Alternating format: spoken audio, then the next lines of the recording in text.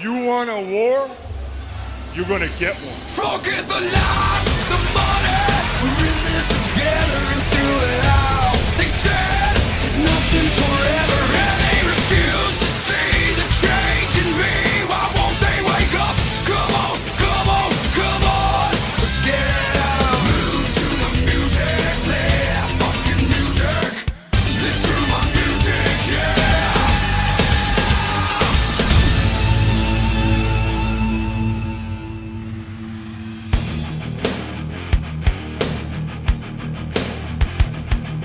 Bash at the Beach 2000's behind us, and it's time to see the fallout. Reliving the War episode 244. This week Raw's in San Jose, California, while Nitro's in Jacksonville, Florida. If you didn't watch the Bash at the Beach video, go back and check it out. After what happened in Daytona Beach, the New Blood storyline is now over. Hulk Hogan and Eric Bischoff have decided to go home, and Booker T is our new WCW champion. The direction of this whole company is once again changed, so expect more heel turns, more babyface turns, and more utter confusion, especially for folks who don't follow WCW on a weekly basis. Hopefully you're now seeing a much fuller picture of why this company went so downhill during 2000.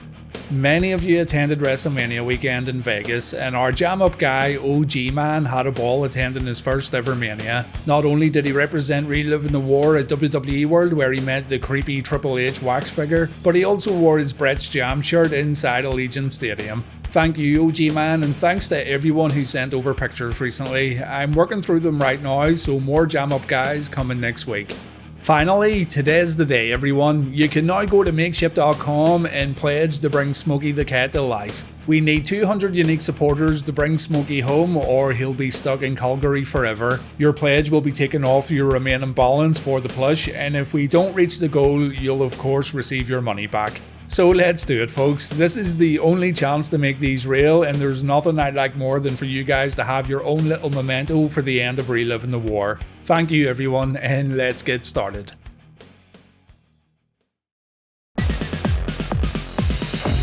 Raw begins with a Shane McMahon and Chris Benoit promo. Over on Nitro, we're going to hear from new world champion Booker T. The fans chant Booker's name as he gets inside the ring. Book says he doesn't have a script tonight. This isn't a typical wrestling promo. And Book says he only has one regret after winning the world title, that being his mother isn't here to see it. Booker says if it wasn't for the fans, there'd be no Booker T. He comes out every night and he gives 110%, and the fans accepted Booker for doing just that. Booker thanks the fans for supporting him over the past 8 years, and Book sends a message to all the boys in the back complaining about his title win. Don't hate the player, hate the game. It sounds terrible when I say it.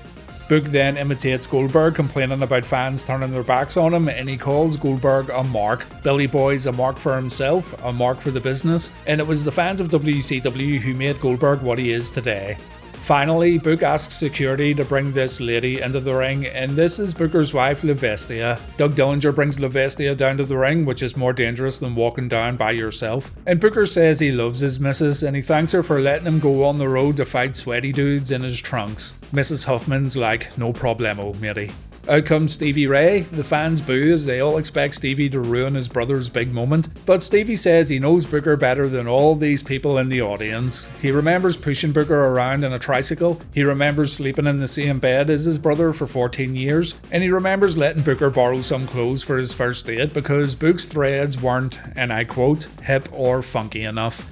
It was Stevie Ray who got Booker into the wrestling business. Harlem Heat climbed the ladder together, and Stevie never thought Booker would become world champion. So Stevie's here to say he's proud of Booker and he loves his brother. That's so nice. Scotty Steiner's music plays and out comes Medeja. She has an S on her dress, so tell me folks, what does the S stand for? Medeja says she doesn't know why Booker's wife's in the ring. She has no reason to celebrate because Big Papa Pump's a real man, not Booker T. Scott then appears to launch a sneak attack. Booker and Stevie get taken out and Scott gets in Lavestia's face. So I'm guessing we're on track for Scott Steiner vs Booker T in the near future. After a commercial break, Booker tells Stevie to get Mrs. Huffman out of the building because tonight the world champ's going to take care of business. Jeff Jarrett, meanwhile, tells Pamela Paulshock he wants a title rematch tonight, but Jeff also gets attacked by Scotty Steiner. Allegiances and alliances are all messed up right now, but that's nothing new either, really. Speaking of alliances, Shane McMahon comes out on Raw alongside Chris Benoit, quite the odd couple here. And Shane says Benoit's going to be the next WWF Champion. These two are apparently just friends. Shane's always liked Chris, but recently he's came to admire what Benoit stands for. Chris is a man who's goal orientated. He's a man with deadly focus, yeah. And Benoit's a man he's cold hearted. He's absolutely ruthless, my god. A replay gets shown of Chris putting China and The Rock in the crossface last week, and Shane says he's proud to call Chris Benoit his friend. Benoit says he's equally proud to call Shane his best buddy. Chris calls himself the greatest technical wrestler in the history of the WWF, and he wants Rock to prove him wrong. If Benoit can beat Rock tonight, then Chris wants a WWF title shot at Fully Loaded. Mick Foley's on a PR tour right now in Southeast Asia, so Foley can't actually book the match. So The Rock comes out and the WWF Champion says he'll be happy to prove Chris Benoit wrong. Benoit is not better than The Rock. Shane McMahon's just a silver spoon puffy cheap punk ass son of a bitch. So Rock accepts the challenge and he tells Benoit to just bring it. Rock leaves, China and Eddie hit the ring to try to get a piece of Benoit, but they only manage to hit Shane with a chair shot before the heels get out of the ring.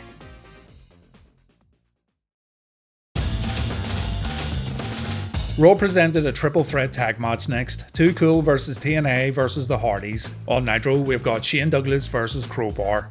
Shane says this relationship between he and Tori Wilson was set up way back during the Revolution days, but they wanted to wait until the time was right. Last night was the right time, and Buff Bagwell was just in the wrong place. Tori says there was something about Billy Kidman that didn't quite please her. He's packing a millimeter monster. He has stock in Microsoft. Tori got franchised, and so yeah, see you later, Billy boy.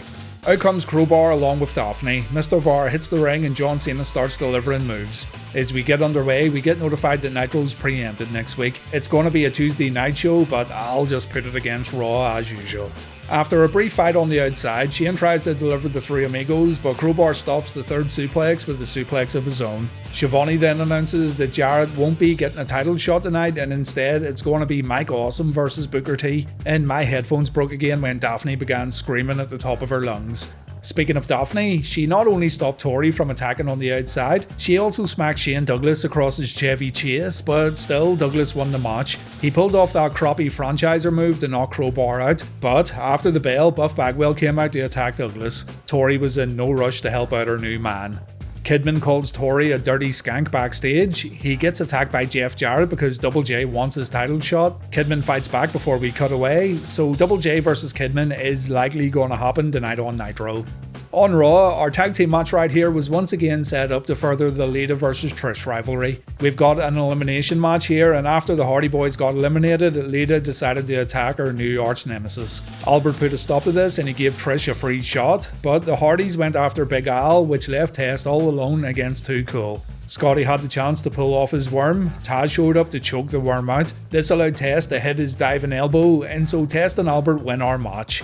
Kevin Kelly tried to get a word with Taz after the bout, and Kelly shit a brick when Taz got in his face. Taz was like, "Oh, so now you want to talk to me?" Which is a very good point. No one cared about him this time last month, and I'm not even sure if people care about him now.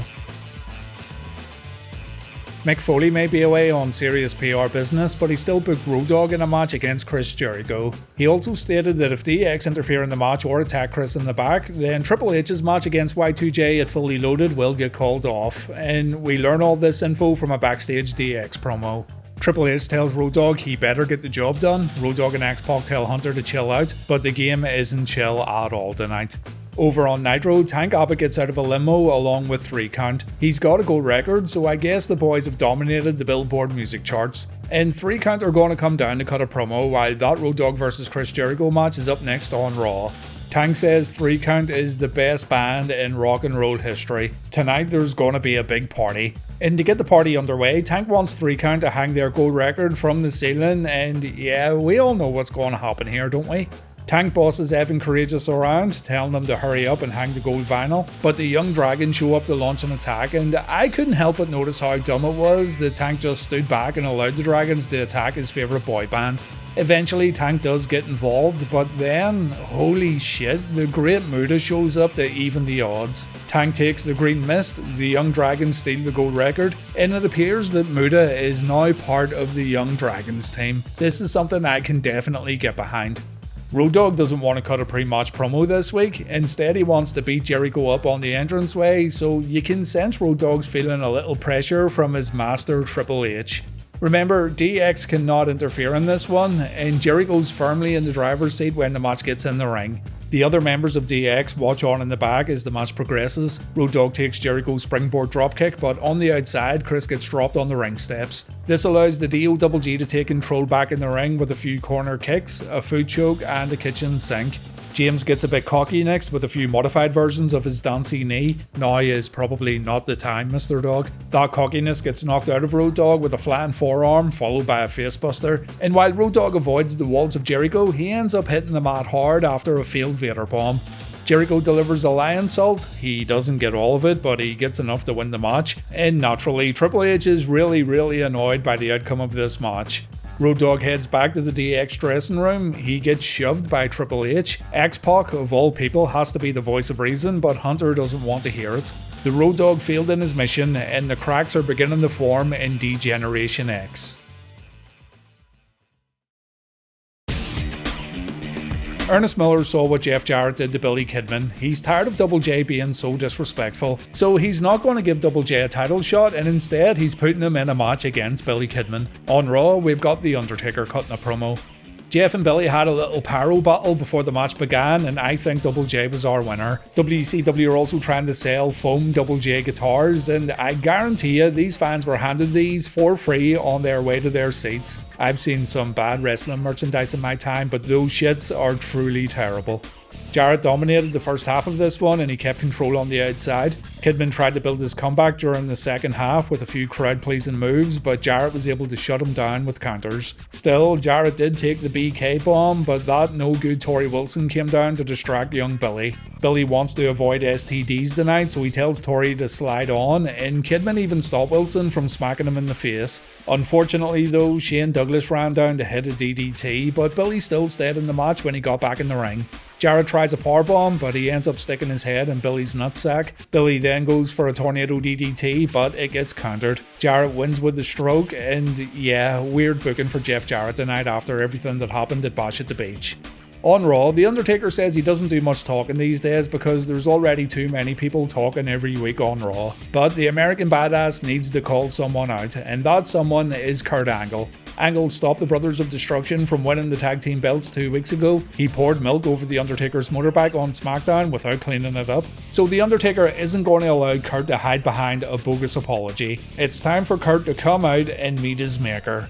Undertaker wants to fight Kurt right now on Raw, and Angle comes out looking a bit worried or maybe a bit scared. He apologises again for his recent mistake. He says, "My bad." But in regards to fighting Undertaker tonight, no, that's a match that can't get wasted in San Jose, and it should really happen at Fully Loaded. In saying that, Kurt thinks the fans don't really want to see an Angle versus Undertaker match. An American hero versus an American badass is, well, it's very un-American. So Kurt believes the Undertaker should clean up his act, and Kurt has the perfect idea and gift that'll help the dead man become the American good ass. Angle disappears for a moment and he comes out on a little scooter. This sweet scooter is just for the Undertaker and it'll replace the dead man's gas guzzling Roadhog. Kurt shows what this bad boy can do. He takes the Angle mobile on a little spin around the ring, and Kurt tells Undertaker to accept this gift and ride what a real American rides. Taker is not interested. He says he's going to kick Kurt's teeth down his throat. So Angle scoots up the rampway only for him to have some issues with his sweet ride. Kurt stalls, he has to abandon ship and leave his scooter behind. So the Undertaker grabs that bad boy and he pushes it off the ramp. What an ingrate. The scooter's been ruined. A ride suitable for an American hero has been destroyed. And I hope Kurt Angle teaches this bozo a lesson at Fully Loaded. Kanyon announced that he wanted a shot at Booker T's WCW Championship, seeing as he beat him last night at the pay-per-view. So Scott Steiner appeared to beat Chris up. Looks like the only person getting an opportunity tonight is Mike Awesome, but Mike seems a little busy right now chatting up a rather large lady in the backstage area. The cat tries to hand Awesome the US title after Ernest stripped the belt away from Big Papa Pump last night, but Mike says he doesn't want it. Awesome says he'd rather earn the belt than get it handed to him in this manner, so he goes back to chatting up his woman before getting ready for our next Nitro match. It's Mike Awesome versus Booker T for the WCW Championship, while Raw presents Rikishi versus Val Venis versus Kane for the IC belt.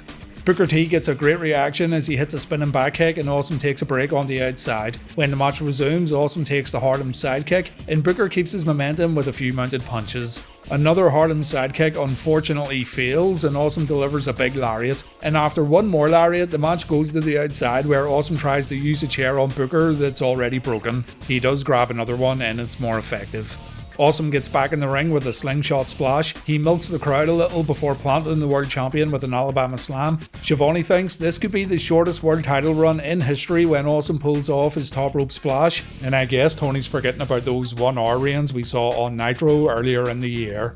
Awesome sets up a few tables and this was a big mistake because Booker's able to send Awesome through the wood and the commentators talk about how valiant Mike is for getting back up and into the ring. Face turn on the cards, ladies and gents. Booker annihilates Awesome with an axe kick, a Harlem sidekick, a missile drop kick, and the bookend. Booker T retains the heavyweight championship, and Scott Steiner runs down to put the champ in the Steiner recliner, a move that's been outlawed in WCW. You could see it coming a mile off. Mike Awesome saves Booker T. And Mark Madden also referred to Mike as the fat chick thriller right here, so here we go. Dumb Mike Awesome gimmicks incoming. Val Venis won the IC title on SmackDown after Taz smacked Rikishi with a camera. So not only is Venis pissing me off recently due to his overall mediocrity from mid-99 onwards, he's also got the IC title and I really don't know why. No worries, right? I mean, he's facing Rikishi in the Big Red Machine tonight, so there's no way he's leaving Raw with that belt. Well, this is one of those triple threat matches that ended in disqualification. So tell me, referee, who's the match winner? Venis used his IC Championship belt as a weapon. Teddy Long called for the bell. Lillian Garcia did not make any kind of announcement after the match, so you can probably just say the referee threw the match out. Nothing special here, but during the match, Val Venis did take a stink face. I've got nothing to say. Sorry.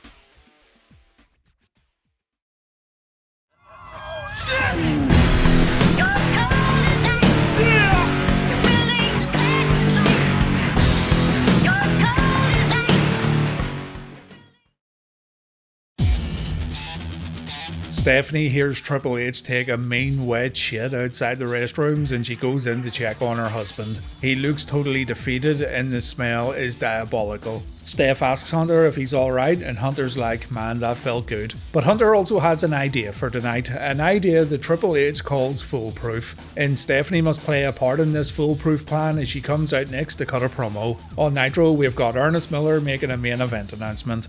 So our women's champion comes to the ring and she says she has a proposition for Chris Jericho. Ooh, sounds spicy. Stephanie wants Jericho to come to the ring. She says she'll make it worth his while. And Y2J isn't gonna fall for this, is he? Steph says she has a dirty secret. When Jericho kissed her at King of the Ring, she kinda liked it. So before Fully Loaded, Stephanie wants to be friends with the Ayatollah, if you know what I mean. Chris appears on the Titantron and Jericho says he was hoping for this. He really liked kissing Stephanie at King of the Ring and he tells his sugar muffin to wait right there because the Y2 horn dog is ready for some lovin'. Chris's music plays in the arena, the Titantron video plays on our TV screens, and when we go back to the arena, we see Road Dogg and X-Pac waiting for Jericho. The master plan has failed, and Triple H shows up to see what went wrong. Jericho appears on the Titantron again and he says Triple H's plan sucked. It was more obvious than the fact that Stephanie's a filthy, dirty, yeah, all that. And Jericho says Triple H is just angry that Y2J got more action with Hunter's wife at King of the Ring than Hunter's got after being with Stephanie for 10 months. If Hunter wants action, he's gonna get it at Fully Loaded. Triple H may be the game, but Jericho's now the Hunter. Triple H says tonight may not be the night, but at Fully Loaded, Jericho's ass belongs to the game. Backstage, X-Pac says this was a stupid idea and Triple H takes it personally. Hunter says this was his idea and by God, Triple H has never had a bad idea in his life. And just like earlier on, Hunter again decides to shove one of his DX teammates. X-Pac's like, you wanna go? And Hunter's like, yeah, I wanna go. So it looks like we're gonna see Triple H versus X-Pac tonight on Raw. DX is falling apart before our very eyes. When Triple H leaves, Road Dogg tells X-Pac he's going to regret this, but Waltman doesn't care. X-Pac wants to beat up his click buddy tonight on Raw, and so Road Dogg tries to reason with Triple H. Triple H is back in the restroom because he needs to poop really, really badly again. But he won't back down from Kid tonight, and this match is going to happen. So Road Dogg wants nothing to do with it, and the DOGG leaves the arena. On Nitro, Ernest Miller calls out Scotty Steiner. Scott can't run around beating people up, so the commissioner's putting his foot down, and I don't think this is a good idea, if I'm honest. Scott gets in the ring. He reminds Miller that he stripped him of the US title last night, so Big Papa Pump wants a world title shot. Either that or the microphone Scott's holding is going to get firmly lodged up Ernest Miller's puckered butthole. Miller says, "You know I call you out here for one reason, you stupid bitch." Ooh, them be fighting words, Mr. Cat. Miller's grown a serious pair of grapefruits as he proceeds to smack Steiner with his microphone, and yes, this was a bad idea, because Scott fights back and Miller finds himself in a real bad spot. Out comes Booker T for the save, closely followed by Kanyon and Jeff Jarrett. We've got a big old brawl in the ring and Booker's able to clean everyone out. Cat gets back in and he books a match, Jarrett versus Steiner versus Kanyon. The winner of that main event match becomes the #1 contender for Booker's championship, and the title match takes place at New Blood Rising. Yes, the next WCW pay-per-view is called New Blood Rising, even though the New Blood storyline is now over. Goldberg appears on the ramp and he tells Cat to make it a 4-way match. Miller's like, okay, it's a 4-way match. So that's our main event set for Nitro tonight. Norman Smiley was seen backstage trying to get Ralphus in shape, but our main man struggled big time. He managed one push-up, but even that was pretty bad. Norman and Ralphus came to the ring to challenge Vito for the Hardcore Championship, and once again the dynamic duo failed to win the gold. Ralphus got put through a table, Smiley then smacked Vito with a chair, the Mama Luke fell on top of Big Ralph, and this is how he retained the Hardcore belt. Norman was too busy doing the Smiley shuffle. Backstage, the Young Dragons once again tried to attack Miller, but they failed in their mission. Check out the Bash at the Beach video for more context. And Paisley then approaches the costume department to get a shirt ironed for the artist, but she gets greeted by the Kiwi. Yes, the Kiwi. He was renamed Kiwi. Why the Kiwi? There was a character on Saturday Night Live named the Mango. The Kiwi would end up changing his name because SNL introduced their own character called Kiwi, so it's a case of a WCW copycat sharing a name with SNL's own Mango copycat. You couldn't make it up. Anyway, Paisley's smitten here, she likes what she sees, and yeah, we saw this guy as a member of R&B security not too long ago. The artist faces Lance Storm in our next Nitro match. On Raw, we've got Edge versus Bradshaw. Lance Storm turns heel right here when he announces he doesn't dance, he doesn't sing. All Lance Storm does is wrestle, and he's the best wrestler in WCW because he's Canadian. I mean, don't you know that Lance is from Calgary?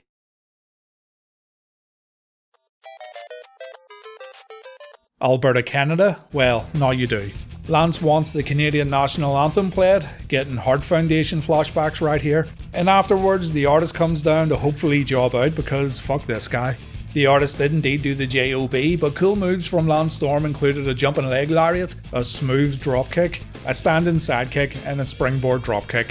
It ended with a Canadian maple leaf. The artist gives up, and I would have given up too because Lance Storm is better than me.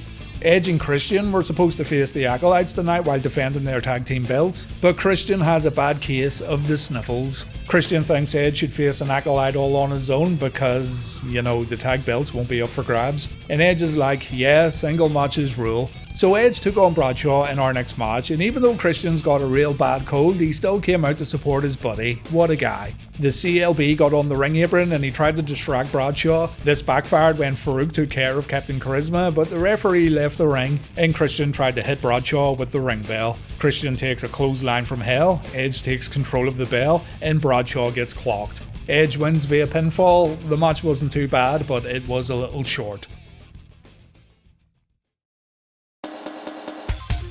On Raw next, we've got a Trish versus Lita street fight. On Nitro, we've got the MIA taking on KroniK. It looks like Test, Albert and Val Venis are getting a bit fed up with Trish. She wants these guys to back her up, but they tell her they've been barred from ringside.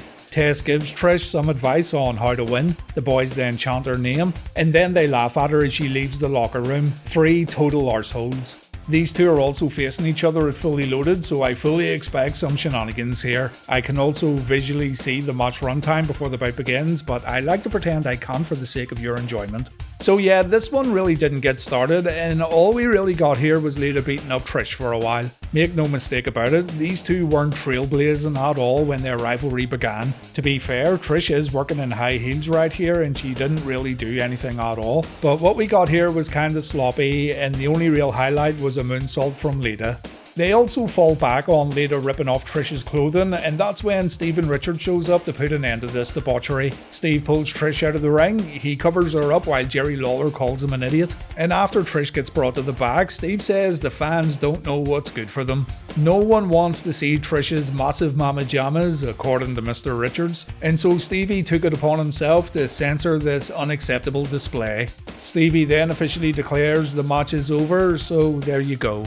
The Filthy Animals made an appearance before our next Nitro match, and check out their little pre-entrance bit behind the curtain.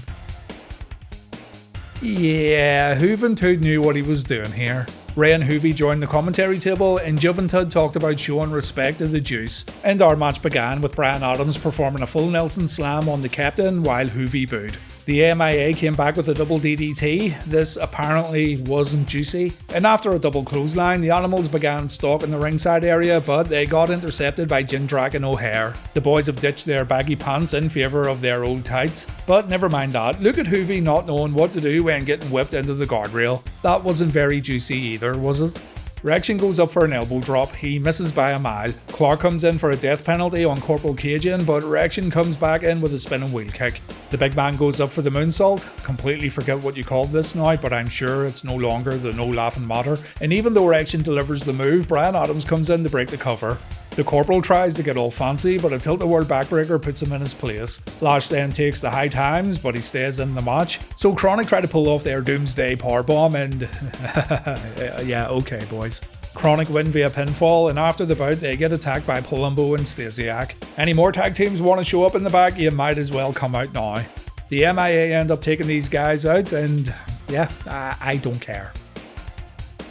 We've got that X-Pac vs Triple H match next on Raw, while Nitro presents a Vampiro promo.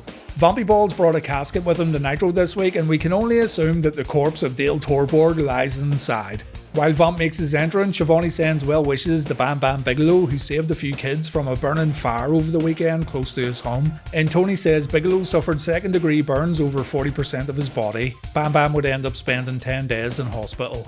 Vampiro talks absolute bollocks when he says he's unapologetic for who he is and he calls himself a Black Lotus. He thrives in the darkness whereas everyone else in the building fails. The demon then appears from the coffin, and I'm not sure who Vampiro's talking about here, but he says he invited someone to join his dark carnival, and just like Sting, this person thought he was so smart and he knew everything.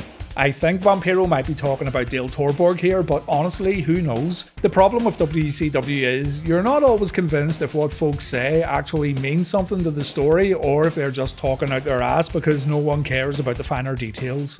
The demon's soul now belongs to Vampiro. Asia tries to pull the demon away, but Vampiro wants the Kiss fanboy to beat Asia up. Before this can happen, the lights begin flickering and some dude wearing a ski mask walks down the ramp while Seek and Destroy plays. And when this mystery man goes on the attack, we can tell that this is actually Sting. The Stinger Splash is the exact same, the Scorpion Death Drop's the same, and the commentators explain that Sting's covering up because his face is all melted from the Human Torch match. The crowd didn't react at all here, by the way. It's one of the most lukewarm Sting reactions you'll ever see, and it didn't pay off at all. Over on Raw, Hunter and X-Pac build up tension quite well when they get in the ring. After a lot of jaw-jacking, Triple H shoves his buddy and X-Pac fights back with a few right hands. We then see Kids jumping clothesline, and it looks like Waltman wants to reason with Hunter after this move, but Triple H fights back and the match spills to the outside. After getting his head rammed into the commentary table, Hunter gets back in the ring where he performs the facebreaker knee smash. The crowd are chanting Stephanie Swallows, and all this does is annoy Triple H even more. So Kid takes the Harley Race knee, though Pac comes back with a spinning wheel kick. Triple H avoids a Bronco Buster, though he still gets sent to the outside, and that's when Y2J shows up to launch an attack.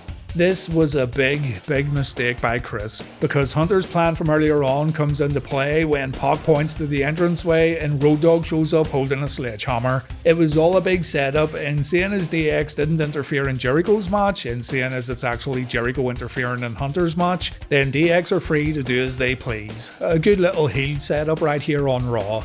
What follows is the destruction of Chris Jericho. He takes a pedigree, he gets hit with Hunter's sledgehammer, Stephanie McMahon smacks Y2J as payback for that kiss, and just when we think DX are walking away, they launch another attack. More sledgehammer shots, more stiff punches. Jericho gets busted open as Triple H outsmarts the Ayatollah on Raw.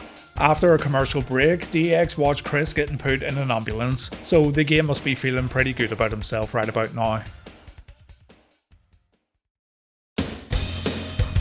Our Raw main event features The Rock taking on Chris Benoit. On Nitro, we've got that fatal 4-way. Both main events are for a shot at championship gold, and let me tell you something, brothers. I'm sick to death of seeing guys wrestle multiple matches on Nitro. I know these guys were on big money and you should work hard for your money, but my god, WCW do love putting guys in more than one match on any given Monday. I'm going to be so angry if Jeff Jarrett wins this one. Looks like we've got tag rules here, and we begin with positively Kanyon getting positively fucked up by Scotty Steiner. A gorilla press slam keeps Chris on the mat, and we go to the outside where the beatdown continues. Big Papa Pump uses a steel chair on the outside, and you know, when people talk about the downfall of WCW in 2000, I don't think enough people mention the whole thing about the rules being relaxed. It's such a stupid thing. Also, I thought the Steiner recliner had been outlawed. Why Scott going for it? Never worry, because Billy Boy Goldberg breaks it up and Kanyon tags in Jarrett. Bill then tries to get his hands on Jeff, and yeah, good job Goldberg. Kanyon tags himself in and Scott has to leave. You gotta be in it to win it. So we've got Kanyon and Jarrett right now, and we need Double J out of the ring, guys. This dude can't win the WCW belt again. Kanyon performs a swinging neckbreaker, he then signals for the Kanyon cutter. Chris delivers his move, but not before Goldberg tags himself in place of Jarrett. So Kanyon takes a spear, he takes a jackhammer. Goldberg goes for the cover, but Steiner breaks it up. The crowd goes crazy when Steiner and Goldberg square up to each other. I guess the alliance they formed last night at Bash at the Beach is out the window. And look at this shit. Goldberg and Kanyon are the legal men, but when Billy Boy falls out of the ring, Jarrett slides in and he covers Kanyon for the win. Yes, I'm very annoyed that Jeff's the number one contender, but I'm equally annoyed at how the whole match format just doesn't matter. Jeff wasn't legal, he can't win the match, but here Jeff, just you go on in there and pin Kanyon, it's fine. Us dumb window-licking, crayon-eating wrestling fans won't notice. Nitro's lost Reliving the War this week, by the way, just for this sheer stupidity. On Raw, Benoit must beat The Rock if he wants to face the Great One again for the WWF title at Fully Loaded, and things don't start off too well when he takes a back elbow followed by a power slam. He answers with an elbow of his own followed by a back suplex, and Rocky takes a kicking in the corner before seeing the Northern Lights. Benoit gets vicious here, he doesn't let up as he keeps the pressure on, loads of corner offense as Rock has nowhere to go, and the WWF champ feels a few of those knife-edge chops. Finally, Rock has enough and he delivers the spit punch, which does buy him a little time, but seconds later he's taken consecutive German suplexes and it's not looking good right now for the champ. Fortunately, he performs a belly-to-belly suplex and the two take a break on the mat, and when they get back up, Rock performs a DDT followed by a spine buster. Hulk Hogan vibes here, ladies and gents, Rock just pulling the comeback out of his ass. Shane pulls the referee out of the ring, and would you look at that, the Boy Wonder has his own referee shirt on. The Giant Killer gets in the ring, Rock chases him back out, and we get a classic game of cat and mouse with Rock falling right into Shane's trap. Benoit puts Rock down, he locks in the crossface. The crowd try to get behind Rocky, and when Rock almost makes it to the ropes, Shane calls for the bell. Rock did not give up, but Shane takes the microphone to announce that Chris Benoit has won the match as a result of a tap out. We think it's all over as Shane and Chris head back up the ramp, but Earl Hebner tells Lillian Garcia that The Rock has actually won via disqualification due to outside interference, so Benoit is not going to Fully Loaded. Shane and Benoit head back down to the ring, Benoit attacks Hebner while Rock smacks Shane, and as Benoit escapes, The Rock ends up giving Mike Chioda a rock bottom for no reason at all. Still, officially, Benoit didn't beat The Rock, so right now we still don't know the Fully Loaded main event.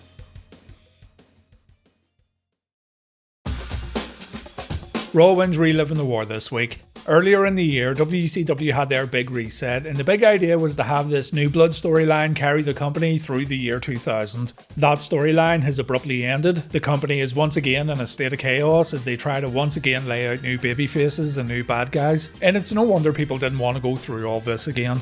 The ship's sinking faster than ever before, and Captains Hulk Hogan and Eric Bischoff are already at home scratching their plums. Raw's on 139 points, Nitro's on 81, and we've got 23 ties. In the TV ratings, Raw scored a 6, while Nitro got a 2.6.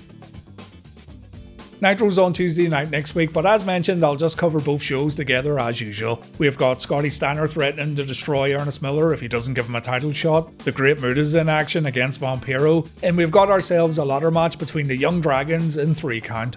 On Raw, Mick Foley comes back to address the X's attack on Chris Jericho, Stevie Richards interrupts the Godfather because our favourite pimp needs a good censoring, and we've got the Brothers of Destruction in our main event against a very unlikely tag team. Thank you so much for watching. If you feel I've earned it today, please like the video and please subscribe. And remember to check the video description to order your Smokey the Cat plushie. Thanks again everyone, and please take care.